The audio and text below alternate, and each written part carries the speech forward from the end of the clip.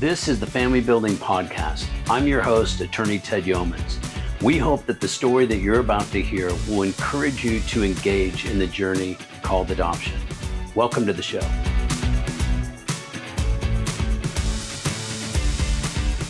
Well, we have an exciting podcast. We're going to be speaking with Shelby, and she's an adoptee today. And I just want to open it up and first of all say thank you, Shelby, for being here. Yeah, absolutely. Thanks for having me. It's so fulfilling for me, Shelby. We have reconnected in the last few months. You are 22 years old, and I remember the day that you were born. Actually, I remember the first time that I saw you within weeks of your birth. You were placed out of foster care with a couple that attended our church here in Anaheim, California. Your parents, your adopting parents, are friends of mine. You guys all have moved out of California now, so I miss you. But it seems like I blink my eyes, Shelby, and here you are, a full-grown, beautiful woman. And so we're going to talk about your adoption story today, okay? Absolutely. I'm going to have you talk a little bit about your birth parents, but I'll share my perspective. You know, this couple, friends of ours, your adopting parents, came up, told us what was going on, asked if I could, advise them as they were about to receive you through the foster care system here in California as a relative of theirs, your adopting father's sister. Your biological mother is your aunt now, but was related to you. And of course, we walked through that case, and ultimately you were adopted. And I just remember, Shelby, you were just the most beautiful little girl, and my wife used to hold you in the children's ministry and rock you to sleep while your parents were in church, and we just loved watching you grow up.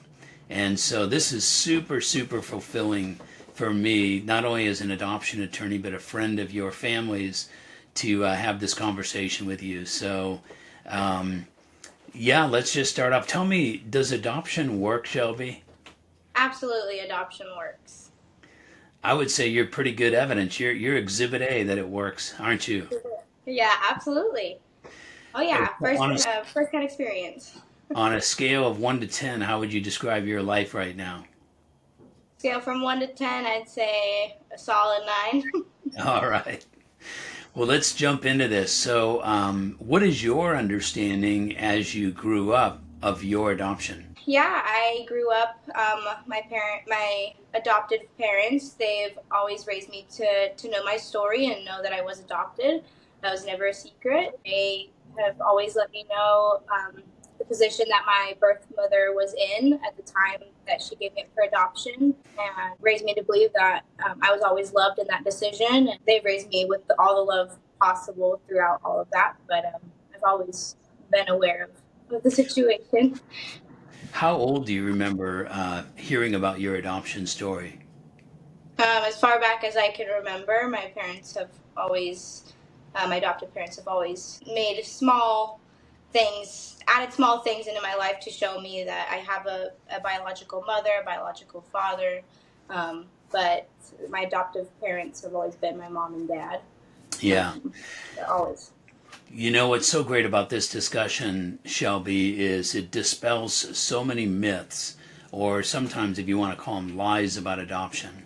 It really tells a lot of truths about adoption. And one of the truths is that I've noticed over the almost 40 years that we've been practicing in the area of adoption is that adoptive parents tell their children growing up that they're adopted. These adoptees, just like you, always knew they were adopted. It's not a secret. It is a rare case where a child doesn't know that he or she is adopted. So that obviously was true in your case. Shelby, going back to some of your earliest memories as an adoptee, how would you describe those memories? I would say they were great memories. I always felt loved. I felt like I had a very big family. We've always stayed in connection with my biological mother and my half sisters, and I've always felt loved and appreciated and taken care of as far back as I can remember. So Shelby, your parents had some biological children when they adopted you, right? Yes, So you were the only adoptee in that family, correct? that's correct. How did you feel as an adoptee versus your siblings who were your parents' biological children? I think growing up, I always knew there was a difference. I think there is a part where you definitely feel a little bit more special. It's a unique story, and it makes me unique, and I definitely stood out in the family. Your brothers felt you were really special. You were their new little sister, right? Absolutely, yes. Yeah. So, we've heard that a lot, Shelby, in adoptions where adoptive parents have both an adopted child and they have biological children, and there is a difference. But it what I have learned is it's a very healthy difference. It's not one is better than the other, but there is something special about being adopted. There's a more special story. You've shared your story about adoption with others, haven't you? I have, yes. Are people real curious? Do they want to know, like, oh my gosh, how did that happen? Yeah, absolutely. When the topic is brought up, and I explain to them the story and the background that I experienced being an adopted child, I think there's um, a very exciting surprise in being told that someone's adopted. I don't know that it's talked about very often. At least that's the impression that I get when I do tell somebody I'm adopted. But I would say it's an exciting expression to hear my Yeah. story. I have found that people seem to be really curious. There's a sense of wonderment about, oh my gosh, like how did that happen? Do you are you welcoming to the topic of adoption? Do you typically bring it up, even though someone might not bring it up? Maybe they don't know that you're adopted. Do you like to tell them about the fact that you are an adoptee? Yeah, I absolutely do. I think it's a big part of my story, and it gives insight to who I am when I'm meeting new people. But it also, I've met a lot of people who have been open to adopting a child of their own. And so being able to share my story, I feel like has helped and comforted a lot of people who are interested in going through that process and bringing in a child into their home. Do you have you had any contact with your birth parents since you were placed for adoption? I am not in contact with my birth father, but I am in contact with my birth mother. We don't talk very often, but I know she is a call away if I do want to reach out to her. What is the first thing that you would want to say to your birth mother now that you're old enough, mature enough, you have a sense of perspective about your life and your identity? What's the first thing that you'd want to say to her? To be honest, I would thank her for what she chose to do. It was not a hard, or it was not an easy decision to make in a position that she was in, but that decision that she decided to make for my life was the biggest blessing that I could have ever received. And I will definitely thank her for that for the rest of my life. Yeah. Did you understand the circumstances? You said your parents told you about the circumstances that your birth parents were in. Does it make sense why you were placed for adoption? Yeah, absolutely. I think growing up, it was a hard thing to wrap my head around and to understand. As a kid, you can't really comprehend all of the details. But as an adult and getting to hear the story again, it sheds light on a lot of things. And being in the real world as an adult is you can understand the position she may have been in. There's a myth that we've had contact with so many birth parents over the years, and there's a fear that or a myth that you are going to grow up, Shelby's going to grow up one day, kind of wake up and feel abandoned by them because of their choice to place you. Have you ever felt abandoned in your life? No, I have not. I've never felt abandoned. Is it because it seems to me logically you've had two loving parents since the very earliest moments of your life? As soon as you were released from the hospital, you had two loving parents, and you've had those two parents in your adopting parents, of course, in your life, all of your life. So it would seem logical, wouldn't it, that you wouldn't just wake up one day and feel abandoned. You've never been abandoned one day in your life, have you? No, never. If anything, I gained more than I lost anything. Yeah. Do you think that your birth mother, because you have a little bit more contact, do you think she understands that's how you feel? I would hope so. I don't think we've ever had that conversation, but I would hope that she knows I believe she made the right choice.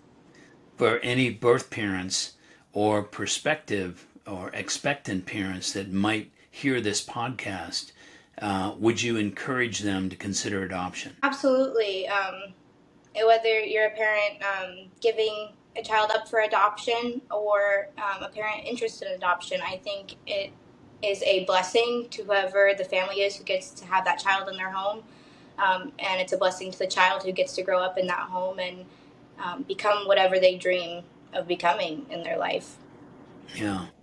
Do you anticipate having, some further contact with your birth mother and or birth father as your life continues, as you grow? It's never off the table. I would hope that we can stay in contact for years to come, but I don't know. Well, since I know that adoption, like you said, is a big part of who you are. You've told me recently that you and your mom have kind of been stirring some ideas around about how to promote adoption, how to advance and increase adoption. Is that correct? That is correct, yes. My Tell mom and us, I are working on some big things. tell us a little bit about that. Can you give us a sneak preview? I can give you a little sneak peek. My mother and I have both wanted to start a business of our own. And the topic of adoption has just been such a strong topic in our lives in the last few months, especially. And we woke up one day and said, you know what, why not reach other people who are wanting to adopt or who have been adopted by creating a website. Rooted in Faith will be the name of our website, and it's a way for families who have recently adopted, they can purchase fun little goodies to have in the home, that whether that's adoption cards that want to celebrate the adoption of a new baby in the home, or little gifts to give to someone who has recently adopted. We do want to give a percentage of the proceeds to a nonprofit like yours with Familybuilding. And also other testimonies from children who may have grown up in an adopted home, and be able to kind of share that on our website as well. Just kind of spread awareness for families who are adopting or kids who have been adopted. That's great. Tell us the website one more time. It is Rooted in Faith. Okay, well, we will put that as a link here on this podcast, and we're looking forward to you and your mom, having a positive impact. What I have noticed, there isn't a lot of negative press, if you will, about from an adoptee standpoint, but I have noticed that there's not enough positive press. There's not enough positive stories like your story out there, and maybe it's not dramatic enough because you don't have enough drama in your life. But I want to title this, or at least I will always think of you with this phrase: "Adoption works." You're the evidence of it, and it has been just such a joy to watch you grow and be loved. We watch you on social media growing up. You're a young woman of faith, and we talked offline about your spiritual adoption. Yes. And tell us a little bit about the parallel between your legal adoption and your spiritual adoption. Yeah, I think God adopted me into His world at a very, very young age, just as He adopted me into that. He has helped me become adopted into a family, and I think without God, I don't think I would be here today. To be honest with you, Ted, I don't think I Yeah. would. I owe my life to God and give him all the thanks and the glory for where I'm at in my life and the family that I have. We once had an adoptee like yourself, and he was adopted into a family that had a biological child. And this young man said to his older brother, he said, you know, I get to be adopted twice. You only get to be adopted once, meaning they were both Christians, so they both been adopted as Christians, but he got to be adopted legally also. So he said, I get to be adopted twice, and you I only love get to that. be adopted once. Boy, from the heart of from the lips and the heart of a young 7-year-old boy, he had that revelation. Well, Shelby, any other thoughts that you want to share with the audience before we bring this podcast to a close? Yeah, I think the one thing that if I could ever say anything to someone who has been adopted or maybe who's still in a foster care system would be that adoption also does not define who you are. Being in a foster care system does not define who you are. You are a child of God and you're loved, and God has a plan for you and a purpose. That's awesome. Well, Shelby, we love you and we're so proud of you, and we love your parents. And we want to thank all the adoptive parents out there. We want to thank every birth parent that is watching this. You have given so sacrificially when you do choose adoption, when you choose life, and then you choose adoption. And we thank the adoptees for living out their dreams and taking advantage of being raised in a loving adoptive home.